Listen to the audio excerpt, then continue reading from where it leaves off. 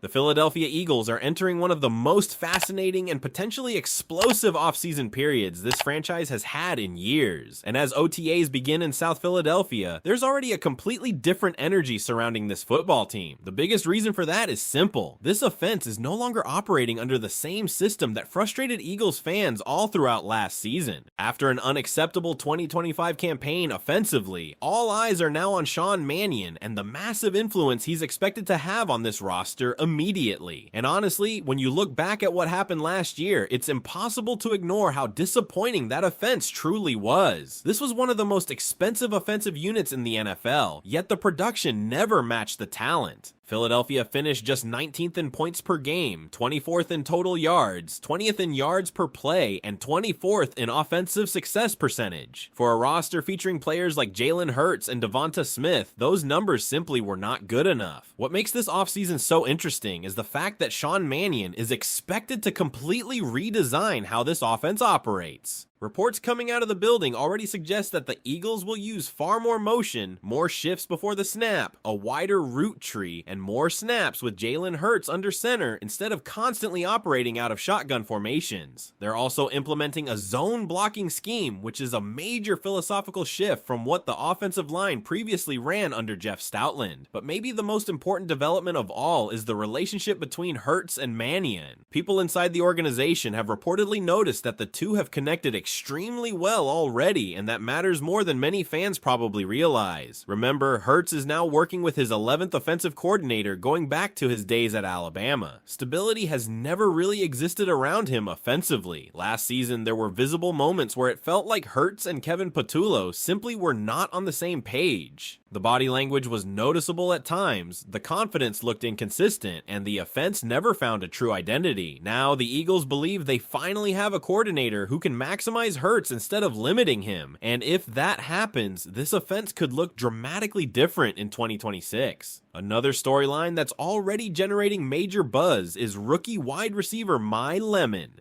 There's growing belief that Eagles fans may have seriously underestimated just how impactful this player could become right away. At USC, Lemon primarily worked out of the slot, but Philadelphia believes he can move all over the formation. Despite not running an elite 40-yard dash time, the coaching staff loves the quickness he shows on actual game film. His ability to create separation during live football situations appears much better than what some pre-draft testing numbers suggested. And the production speaks for itself. Last season at USC, Lemon caught 79 passes for more than 100 yards and 11 touchdowns while winning the Biletnikoff Award as the best receiver in college football. Even more impressive, he barely dropped the football. Across a massive target share, he had only 2 drops all year. That reliability clearly mattered to Philadelphia during the draft process because the Eagles made ball security and dependable hands a major priority in this rookie class. But it's not just the numbers that have people excited. Everything about Lemon's mentality feels like a perfect fit for Philadelphia. Coaches reportedly love his toughness, swagger, confidence, physicality, and willingness to block. He plays aggressively, seeks contact, and carries himself with the type of edge Eagles fans usually embrace immediately. There's already a growing feeling that he could become a fan favorite very quickly, and with the uncertainty surrounding AJ Brown, Lemon's role may become even larger than expected. Right now, there's increasing belief that Brown may not participate in voluntary workouts, especially with trade speculation continuing to surround his future after June 1st. If that situation eventually leads to a move, the pressure immediately shifts toward DeVonta Smith becoming the true number 1 receiver in this offense. Internally, many believe Smith is absolutely ready for that responsibility, and that his skill set has been underused for quite some time. If Brown is eventually moved, the current projection inside this offense becomes extremely interesting. DeVonta Smith would likely operate as WR1, while My Lemon could immediately step into the WR2 role despite being a rookie. Behind them, newly acquired Dontavion Wicks is expected to compete heavily for snaps, while veterans like Hollywood Brown and younger players such as Johnny Wilson and Darius Cooper battle for roster spots and rotational opportunities. There's also growing intrigue defensively, especially at safety. Andrew Makuba is expected to start once fully healthy after recovering from a serious ankle injury suffered against Dallas, but the bigger question is who lines up next to him. Veteran Marcus Epps currently appears to have the edge because of his experience in Vic Fangio's system, but coaches are reportedly very intrigued by undrafted rookie Kapena Gushikin out of Ole Miss. Meanwhile, the offensive line suddenly has pressure points that did not exist a few years ago. Both Cam Jurgens and Landon Dickerson dealt with injuries serious enough to require stem cell treatments this offseason, and now younger players like Drew Kendall and rookie guard Micah Morris are beginning to push for opportunities. And maybe the biggest defensive addition of the entire offseason is Jonathan Greenard. While many fans focused heavily on the departure of Jalen Phillips, the Eagles believe Greenard is actually the more reliable long-term investment. He's been more productive statistically, significantly healthier, and much cheaper financially. Despite finishing with only 3 sacks last season, his pressure numbers remained elite, and just 1 year earlier he produced back-to-back double-digit sack seasons. Philadelphia clearly believes Greenard can become a major force in Vic Fangio's defense immediately. At the same time, there's enormous curiosity surrounding developmental prospect Oluwafemi Bernard. Coaches continue emphasizing patience because Bernard is still extremely raw after arriving through the International Pathway program, but the athletic upside is undeniable. In fact, during rookie minicamp, it was reportedly the first time he had ever even worn a football helmet properly. The Eagles understand this will likely be a long-term project, but internally they believe the physical tools are special enough to justify the investment. And honestly, when you step back and look at everything happening right now, the offensive overhaul, the uncertainty around A.J. Brown, the rise of My Lemon, the pressure on veteran starters, the arrival of Jonathan Greenard, and the development of all these rookies, it really feels like the Eagles are entering a completely new era faster than many people expected. So now the question becomes, if A.J. Brown is truly on his way out, do you believe this new-look Eagles offense can actually become better and more explosive in 2026 without him? What also makes this entire situation so important for Philadelphia is the fact that the organization is clearly trying to balance 2 completely different timelines at once.